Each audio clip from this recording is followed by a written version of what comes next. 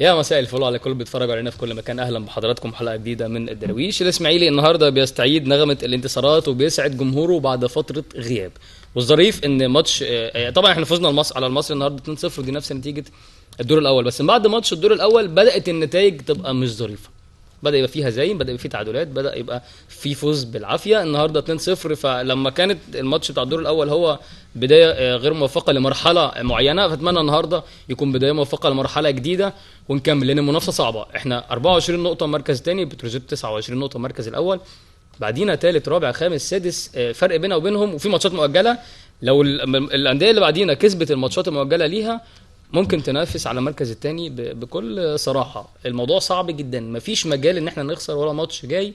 احنا كان في 3 ماتشات كانوا هديه اتكلمنا عليهم الفتره اللي فاتت، ان بتروجيت لما تعادل ولما خسر، لما الزمالك كان في 3 هدايا او هديتين خدناهم وما عملناش بيهم حاجه.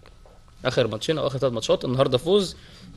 طبعا بنبارك للمدير الفني ريكاردو، بنبارك للحاج العميد ابو السعود رئيس النادي، بنبارك لكل الناس على الفوز النهارده. الفريق الاسماعيلي النهارده كان شكله حلو، كان انسجام، شكله حلو، كان في انسجام وكان في ميكس بين الشباب وبين عناصر الخبره، وده ادى لنتيجه شكلها كويس جدا. كوفي ميشاك برضو اول ظهور ليه بمستوى، يعني ظهر بمستوى كويس، واول هدف ليه مع النادي زي عبدو البشيرو الماتش اللي فات اول هدف ليه. طبعا عبدو احنا بنتمنى له الشفاء، في عنده اصابه وربنا يسهل. طبعا هو اتحسد، يعني من اول ماتش جاب جون على طول، تاني ماتش بقى فيه اصابه. النهارده هنتكلم عن المصري وهنتكلم عن حاجات تانية كتيره جدا، بس هناخد عن ماتش المصري جزء بسيط. خليني اعرف ضيوفي لحضراتكم وهنتكلم بعد كده عن كل حاجه بالتفصيل. بيشرفني في الاستوديو كابتن حوده فرج، مدير الفني لفريق 18 سنه بالنادي الاسماعيلي. اهلا بيك يا كابتن حوده، منورنا. غبت عننا فتره طويله كده، بس يعني انت غبت ورجعت بمكافاه هايله هنتكلم عنها بعد شويه. وكابتن محمد اليماني مدرب حراس مرمى فريق 14 و15 سنه في النادي الاسماعيلي. اهلا بيك يا كابتن محمد، منورنا يا كابتن محمد. خلينا نتكلم سريعا عن النهارده مكسب النادي الاسماعيلي والفوز، وهناخده من شكل تاني. طبعا تحليليا كان في النهارده استاد القناه شغال وكان في استوديو تحليلي نتكلم عن الماتش كله، لكن احنا عايزين نتكلم عن اهم مكاسب النهارده من وجهه نظر الكابتن حوده فرج. عوده بعض المصابين مثلا، الايقافات، خليط بين الشباب وبين عناصر الخبره ادى الى ان الفرقه كمان كانت شكلها حلو، غير ان احنا كسبنا 2-0. والله بسم الله الرحمن الرحيم. اهم حاجه في الفوز النهارده ان احنا بنرجع تاني لنغمه الانتصارات، والجمهور بيطمن شويه على الفرقه بعد ما كان في خوف شويه ان في تجديد، لعيبه جديده بتخش المباريات وناشئين، لكن هم يعني ان شاء الله يبقوا امل للنادي الاسماعيلي ولعبه كويسه. وترجع برضه عوده الكابتن محمد صبحي مره تانية، يعني بتسعد الناس كلها، حتى اللعيبه الصغيره. النهارده كنا عندنا ماتش واحنا راجعين بيتكلم كابتن محمد صبحي بتهنيه على العوده تاني، بتدي ثقه للعيبه، وكابتن حسني عبد ربه، كل ده بيدي ثقه للعيبه وللجمهور وللاداره.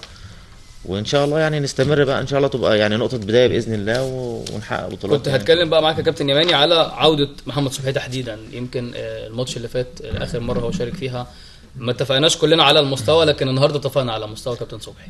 طبعا المباريات قله المباريات دي بتعمل عامل سيء للعيب، ان هو بيبقى اللعيب ما بيبقاش جاهز ان هو يشارك في المباريات دي. قله المشاركه في المباريات بتاثر عليه ان هو بيبقى مهزوز شويه، وفي حاجات بتبقى برضه خارجه عنه شويه. لكن احنا عندنا 2 حراس مرمى على مستوى عالي جدا. كابتن محمد صبحي هو افضل حارس مرمى في مصر، على الرغم ان هو ما خدش فرصته في الفتره اللي فاتت مع المنتخب او كده، لكن هو موجود دايما موجود معانا. وكابتن عواد طبعا يعني حاجه ما فخر لقطاع الناشئين ان هو يبقى موجود، وان هما الاثنين بيحرسوا على النادي الاسماعيلي. واي فرقه بتنافس على البطوله لازم يبقوا 2 حراس مرمى على مستوى عالي، بحيث ان انت بتحمي عرين النادي الاسماعيلي. دي ثالث يعني مثلث الكوره في مصر، لازم الاثنين يبقوا على مستوى عالي، ودي حاجه احنا بنتميز بيها على مستوى مصر كلها، ان احنا عندنا حراس مرمى متميزين. طيب لما ارجع تاني ابارك اقول عوده جون انتوي لاعتلاء قمه الهدافين في مجموعه 8 اهداف دلوقتي. دي فرصه، ده غير اللي ضاعوا، يعني كان في من 2 ل4 كور تقريبا النهارده كانوا اهداف، بس برضه هو اصر ان الماتش يخلص من غير ما يزعل جمهور النادي الاسماعيلي. والله بالنسبه للهداف، يعني احراز الاهداف دي تبقى فيه توفيق وعدم توفيق، بس اهم حاجه ان هو يرجع تاني، يعني غاب فتره عن التهديف، بيرجع النهارده الحمد لله بهدف. ضيع الفرود، لازم يضيع ولازم، لكن يعني ما يجيليش 5-6 فرص. يعني لما يجيلي 5-6 فرص ما ضيعش 5 مثلا واجيب 1، لا يعني لازم يبقى ايه، ان انا احرز اكتر من اللي بيضيع. لكن الهداف بتمر عليه فتره ان هو بيبقى في صيام عن التهديف بيرجع تاني، لكن هو طبعا لعيب كويس وفادي النادي الاسماعيلي بشكل كبير ونتمنى له ان شاء الله يحافظ على ان هو يبقى هداف الدوري السنه دي ان شاء الله. طيب قبل ما اطلع اشوف تقرير عن مباراه النهارده، زميلنا هشام ابراهيم كان في استاد عجرود في السويس وعمل لقاءات وكواليس ما بعد المباراه والفوز الجميل النهارده، لكن اتكلم عن سؤال اخير في الجزئيه دي عشان ندخل بقى في موضوع حلقتنا الاساسي بعد التقرير.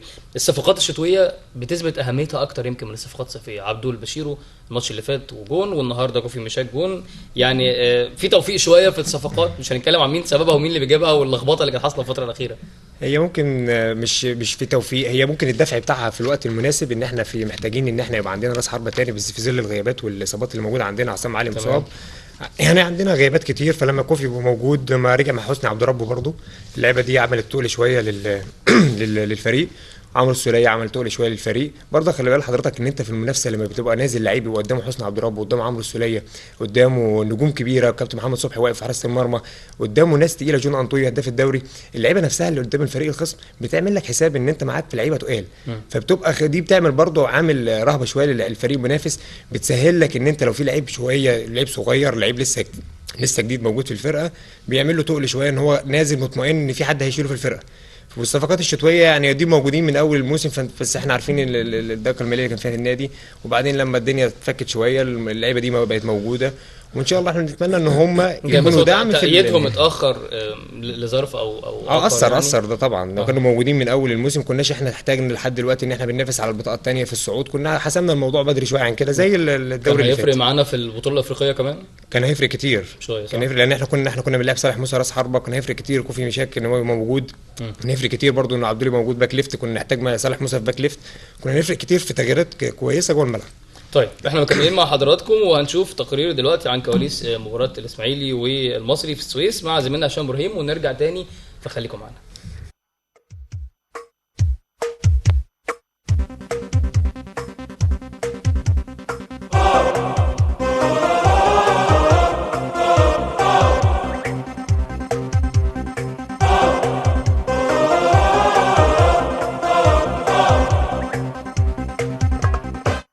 مستحق النادي الاسماعيلي بهدفين مقابل لا شيء. معي في هذا اللقاء مدافع النادي الاسماعيلي الصلب عبد الحميد سامي، مبروك.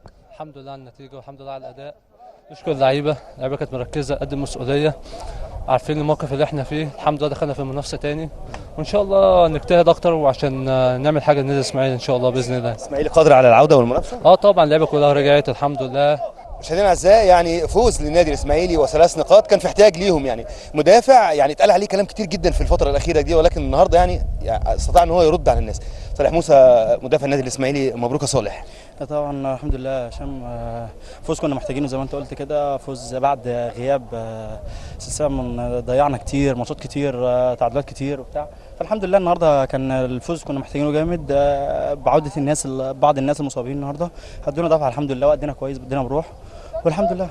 يعني مباراه المصري دايما بتكون دافع بقى يا صالح، لان انتوا تجيدوا ان انتوا البناط اللي ضاعت كتير دي. احنا من امبارح النهارده تعودنا على نفسنا ان احنا الفتره اللي جايه عندنا ماتشات قويه ان احنا ناخدها بجديه، ان احنا نكسب عشان خاطر ان شاء الله كده، ان احنا ما نبصش نتائج حد، احنا برضو عشان ضيعنا بنقط كتير فعايزين نعوض الماتشات اللي جايه، فاحنا كلنا ناخد ماتش بماتش وان شاء الله نركز كده وناخد 3 بونت اللي جايين. الماتش خلاص، الماتش ده انتهى بالنسبه لنا، نفكر في اللي جاي وان شاء الله مش هنضيع اي نقطه ثانيه. مشاهدينا الاعزاء، محمود عبد العزيز لاعب النادي الاسماعيلي، مبروك يا محمود. الحمد لله النهارده، الحمد لله على المكسب بتاع النهارده. جه بعد يعني بقالنا 4 ماتشات ما بنكسبش ولا حاجه، بقالنا كتير ما بنكسبش، فاللعيبه حست ان احنا بعيد، يعني هنبعد على الصداره وهنبعد، رغم ان احنا الماتشين اللي فاتوا كنا بنلعب بس ما فيش يعني الخبره قليله، اللعيبه صغيره اللي كانت بتلعب الماتشات اللي فاتت، فحاسين ان احنا بنبعد. يا جماعه لازم نكسب النهارده عشان نقرب من بتروجيت، والزمالك كسب بتروجيت كسب، فكان دي ضغط عصبي علينا اللي احنا لازم نكسب النهارده عشان نقرب تاني. الحمد لله الاسماعيلي قادر على الوصول مربع سنة. ان شاء الله قادر ان احنا نقرب كمان ونطلع الصداره ونصعد الدوره الرباعيه باذن الله ان شاء الله. مبروك يا كابتن. ربنا يخليك. عمر مبروك. الله يبارك فيك. اداء النهارده على اعلى مستوى. الحمد لله، نحمد ربنا، الحمد لله.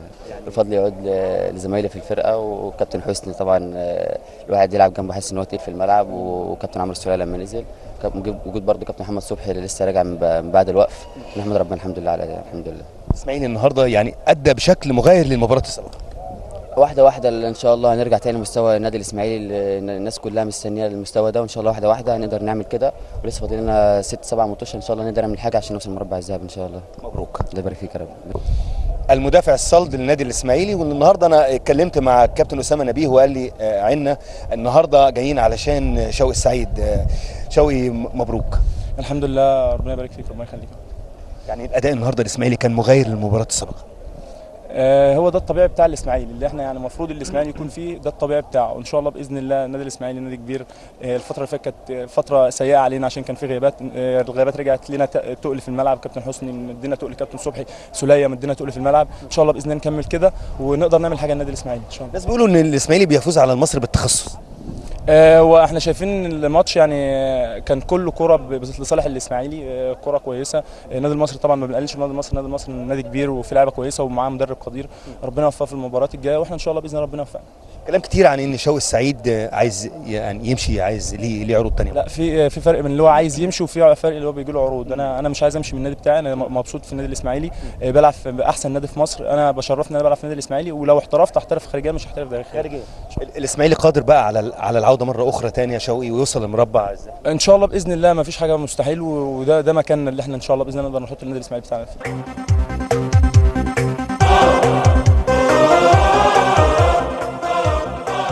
مشاهدينا الاعزاء، ده كان كل ما لدينا اليوم من ملعب استاد عجرود ومباراه نادي الاسماعيلي والنادي المصري، والتي انتهت بفوز مستحق للنادي الاسماعيلي بهدفين مقابل لا شيء كما فعل في الدور الاول، وكانت ايضا نفس النتيجه بهدفين مقابل لا شيء. كل الشكر لاسره البرنامج وكل الشكر لزملائنا في السويس من المصورين والمساعدين، وايضا اسره التنفيذ. والان عوده الى الاستوديو والزميل احمد الغمري لاستكمال باقي فقرات الدرويش.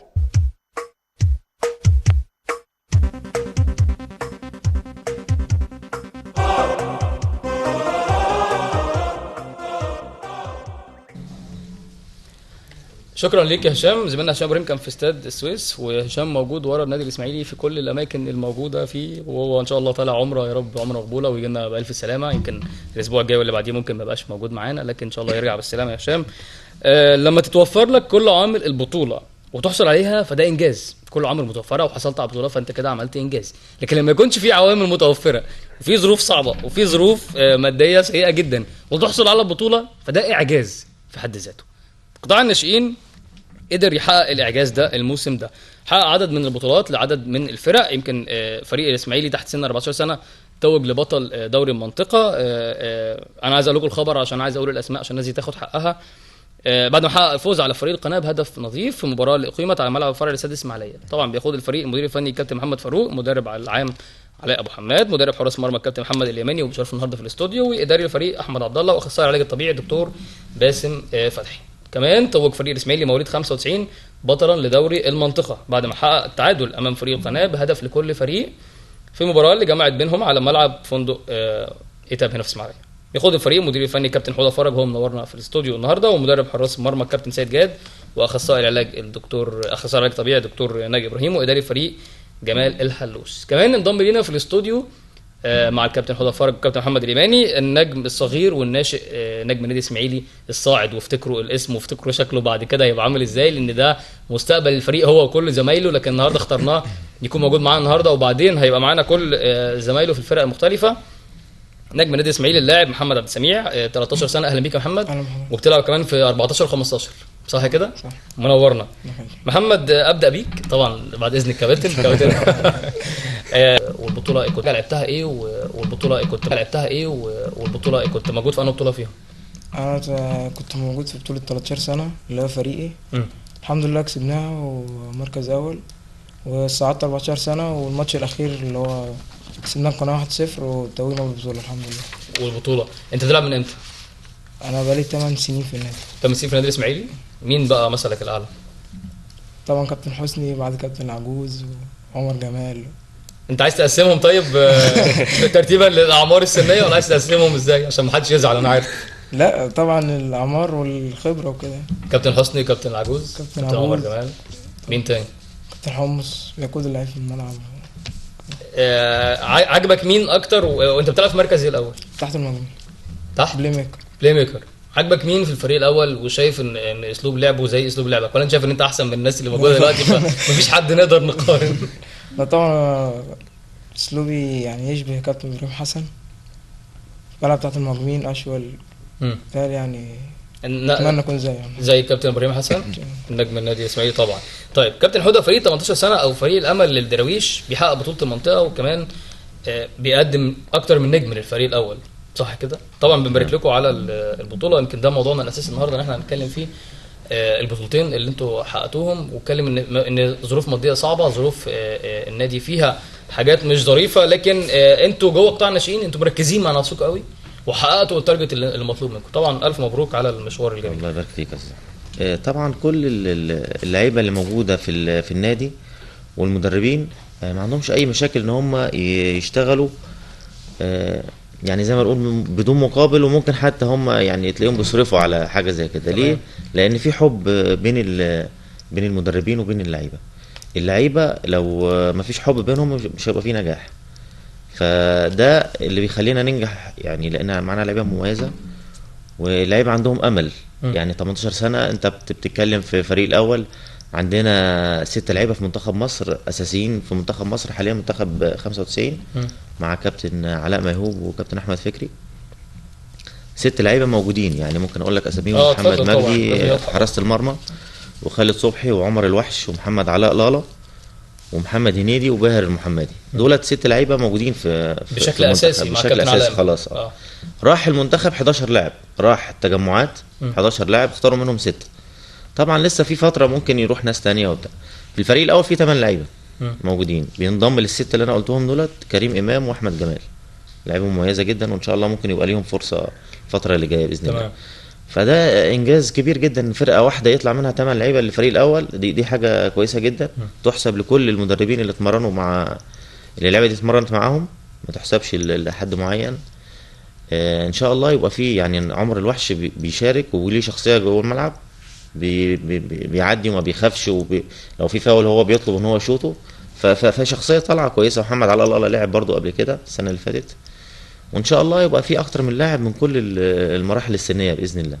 طيب طبعا احنا بنبارك لكم لان الخامه كويسه للنادي الاسماعيلي، هي دي الفوز الحقيقي، هي دي الموارد. يعني لو بنتكلم في كتير قوي من الاوقات عن تنميه موارد النادي الاسماعيلي، فالناس دي هي دي الموارد اللي احنا المفروض ننميها. لما احنا مش عارفين ننمي موارد تجيب لنا فلوس، فننمي لعيبه ناشئين طلع الفريق الاول، فمش هنحتاج نجيب لعيبه ونبيعها فبرضه تجيب لنا فلوس. فيعني هي دي التنميه الحقيقيه. طيب لو عايز اتكلم عن مشوار البطوله واصعب اللقاءات اللي كانت عندكم. هي بطولة المنطقة طبعا خلصت الحمد لله وفوزنا بيها. دلوقتي احنا بنلعب في بطولة قطاعات. لسه حتى النهارده كان عندنا ماتش مع منتخب السويس وكسبنا الحمد لله، تاني ماتش لينا، عندنا 6 بونت.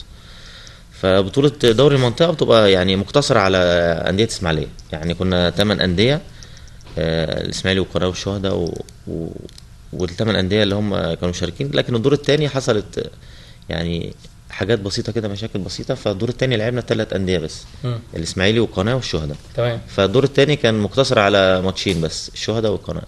فالحمد لله يعني حققنا البطوله ديت بمجهود اللعيبه ومجلس الاداره برضو كان متابع على طول الفرقه وبيتصل والحاجات اللي بيقدروا يسهلوها لنا كانوا بيعملوها يعني بصراحه. يعني كابتن العميد بديع كان على طول على اتصال بيها شخصيا، وكان يعني الحاجات اللي يعني بنشوفه في اكتر من مناسبه مركز مع الفرق بشكل عام، مركز مع الفريق الاول، مركز معاكم، يعني عامل شغل برضو مجهود بيشكر عليه، صح؟ بالظبط. طيب كابتن يمكن بيحقق بطوله مهمه في ظروف صعبه. مين ابرز الناس اللي ممكن يكونوا برضو هيظهروا غير اللي قال عليهم كابتن حوده؟ واحنا عايزين نقول حاجه برضو، فرقه 15 سنه عشان نذكر الناس كل حقها، كل واحد ياخد حقه يعني. طبعا. فرقه 15 سنه اخرت البطوله، كمان حاجه انجاز ليها ان هي اخرت البطوله قبل ما تنتهي ب5 نقط يعني ماتشين. وتاني حاجه الفرقه دي ماسكها كابتن ايمن خليل طبعا، وكابتن وليد مهدي، كابتن ايمن خليل وكابتن وليد مهدي وكابتن احمد عبد الله الاداري وكابتن باسم هو العلاج الطبيعي. شغالين دلوقتي في بطوله القطاعات برضو، هم ماشيين اول. نبارك لهم برضو على ماتش القناه ان هم دلوقتي 9 بونت بدون ولا هزيمه والحمد لله برضو حارس المرمى متالق هنتكلم بقى في منطقتك بقى دي بعدين والاهداف والكلام ده كله. لكن احنا لعبنا انجاز حصل عندنا احنا في الناشئين برضو في حراسه المرمى، ان احنا لعبنا 7-8 ماتشات او 8 مباريات و12 مباراه مع 15 و8 مباريات في فرقه 14 سنه. ما دخلش في الحارس عمرو محمود والحارس احمد جمعه، ما دخلش فيهم غير هدف واحد. فدي حاجه تحسب لهم برضو، تحسب لحضرتك. ربنا يخليك، شكرا. حارس المرمى زي ما بنتكلم عن الكابتن سعفان في الفريق الاول كل الانجازات بتحسب ليه، انت برضو بيحسب لك هنا. فدي حاجه والله خلاص يعني الموضوع حاجه كويسه، وهم باقل امكانيات بنقدر ان احنا نشتغل معاهم، وبرده الاداره بتساعد ان هي لو احنا احتاجنا اي امكانيات اي ادوات بتوفرها لنا. كل فرقه من دول فيهم لعيبه تدعم النادي الفريق الاول النادي الاسماعيلي، وكل لعيبه كل فرقه من دول فيهم لعيبه في منتخبات مصر ومشرفين النادي الاسماعيلي دايما. في منتخب في فرقه 14 سنه في عبد السميع وابراهيم حسن موجودين لعيبه كويسه، في علي مصلحي، في احمد جعفري، في ابو ضيف، عمرو محمود الجون. دي فرقه 14 سنه في خامات كويسه ولاعيبه كويسه تبشر ان النادي الاسماعيلي ولاد. فرقه 15 الاسماعيلي ولاد، فرقه 15 سنه سنه بالاسماء يمكن نطمن الفتره اللي جايه. فرقه 15 سنه في احمد جمعه، في عندنا 5 لعيبه منتخب مصر في فرقه 15 اللي هو بيقوده كابتن محمد صلاح ابو جريشه، طبعا هو المدرب العام، ومعاه الكابتن الدكتور جمال محمد علي وكابتن اكرم عبد المجيد، وهم كانوا لسه في البطوله الشرق البحر المتوسط، بنبارك لهم عليها طبعا. عندنا احمد الضرف في منتخب 98، عندنا محمد صلاح منتخب 98، عندنا اسلام ثابت في منتخب 98، عندنا احمد فوزي منتخب 98. دول كلهم لعيبه منجم للنادي الاسماعيلي. وطبعا الاداره برضو يعني بتحاول على قد ما تقدر توفر لنا، وكابتن محمد معاطي والله يعني راجل جندي مجهود شغال معانا كتير بنقول ان هو فعلا شغال كويس. طب انت قبل ما تقول لي الاداره بتوفر لكم ايه، يمكن يعني الناس بشكل عام احنا مش بنقول مش بنسيء، بس الناس بشكل عام عارفه ان في مشكلات كتيره، والفريق الاول في المشاكل مع الاداره، او في مثلا مستحقات ماديه متاخره او حاجات بما فيه الكفايه، ممكن الانظار تبعد عنكم شويه، صح كده؟ تمام. يعني كابتن حوده، بس هسال محمد ايه الحاجات اللي محمد انت ايه الحاجات اللي حاسس ان هي مش موجوده، او الحاجات اللي انتوا حاسين ان انتوا كلاعيبه محتاجينها ومش متوفره ليكم؟ بكل صراحه. بكل صراحه مالكش دعوه باي حاجه كده. طبعا الملاعب دي اهم حاجه بالنسبه لي، لي، ده اللي كنت هتكلم فيه بعد كده. كانت الملعب دي ممكن مثلا تجيب لا قدر الله اصابه اللعيب لو الملعب مش كويس. انتوا بتلعبوا فين؟ بتدربوا فين وبتلعبوا فين؟ انا عارف ان انتوا بتلعبوا كل الماتشات في الملعب الفرقه الثانيه. الملعب 3 اللي هو بتاع الاستاد، ده التدريب. ده المطوشه، والتدريب بيبقى في الطرق حاجه كده يعني من وقت تاني، وملعب السلام. فانت عندكم مشكله مع الملاعب عشان هي مش كويسه، فممكن تعمل اصابات. ايه تاني طيب؟ وطبعا اللعيبه بيكونوا محتاجين حافز، اللي هم مثلا يجيبوا بطوله زي اللي احنا الحمد لله جبناها. فلازم يعني على الاقل حاجه النادي يكافئهم باي حاجه صغيره، مش لازم مثلا ماديات زي ما بيقول. اي حاجه صغيره للعيبه مثلا اللي هم اجتهدوا. قول لي حاجه شكلها يعني انتوا خدتوا بطوله. لا معنويا. طب قول لي انتوا خدتوا بطوله، ايه اللي اتعامل معاكم؟ ولا لسه؟ طبعا الناس هو لسه في احتفالات جايه ان شاء الله. واحنا فعلا بنستغل الموقف ده ان احنا نتكلم بنناشد، احنا بنتمنى الاول الحاج محمد ابو السعودي الشفاء العاجل يعني ان شاء الله، طبعا وبنبارك له برضه على البطولتين. بنتمنى من العميد بديع ومجلس الاداره كابتن عاطف عبد العزيز والاستاذ حسين مسعود ان هم تبقى في لمسه كويسه، ان يبقى في حفله صغيره للشباب اللي هم اخذوا البطولات، اللي هم فرقه 14 و15 و13 و18 سنه طبعا، بحيث ان احنا في بطولات قطاعات برضه يبقى حافز ليهم ان هم بطوله القطاعات دي على مستوى القناه وسينا يبقى هي برضه بيهدوها للنادي الاسماعيلي، يبقى عندهم الحافز ان هم يشتغلوا كويس. طيب كابتن حوده، اخبار الملاعب، يعني احنا عندنا مشكله في الملاعب، الفرقه مشكله في الملعب الرئيسي، يعني الفرقه بيلعب في الملعب الرئيسي، يعني الفرقه بيلعب عليه. مش كان في ملعب الحاج حمد ده المفروض ان هو خلص؟ هو ملعب 2 المفروض ان هو يعني هو كان في كلام ان هو يتسلم ان شاء الله على فتره الاعداد اللي جايه باذن الله. هو من فتره طويله احنا قلنا ان هو خلص، او يعني جالنا اخبار ان هو خلص، بس لسه ما بداش اللعب عليه. لا مفيش حاجه خالص نزلت عليه، ولكن في ملعب 3 دلوقتي اللي احنا شغالين عليه بعد ما مدرسه الكوره ما توقفت، فشغالين على ملعب 3 يعني. على ملعب 3 ده بيمثل مشكله الى حد ما. هو طبعا انت بتتكلم عن نادي اسماعيلي، يعني بنعتمد عن الكوره كويسه واحنا بننقل الكوره، فانت لما توفر له ملعب كويس هيقدر يعمل حاجه. الكوره على ايه؟ عايز ملعب لكن احنا بنتمرن على ملعب السلام، ما فيش الحته ديت، وحتى التدريب اللي انت بتديه للاعب تدريب ناقص، يعني في حاجات ما تقدرش تعملها، تدريب شوط على الجون او تدريب خططي على الجون مش تقدر تعمله، لان لو نقلت كورتين 3 الكوره هتقف، لان في الملعب فيه مطبات وفي نار، ده غير ان اللاعب ممكن يتصاب، اللاعب ممكن يتصاب، وفي حصلت فعلا ان اللاعب اتصابت. فاحنا بس الملاعب هي الاكتر حاجه كانت بتتعبنا، لان انت بتعتمد على كوره كويسه وبتنقل كوره، نادي اسماعيلي معروف دي طريقه لعبه، فانت بتحرمه من ديت من اللاعب، من اهم ميزه عنده بالظبط. فهي دي كانت اهم حاجه بالنسبه لنا، الملعب انه يبقى فيه ملعب. طب ايه تاني؟ الدعم المادي او المعنوي من مجلس الاداره، انا عارف ان في تواصل، انت قلت في تواصل معاكم مجلس الاداره، ايه تاني انتوا محتاجينه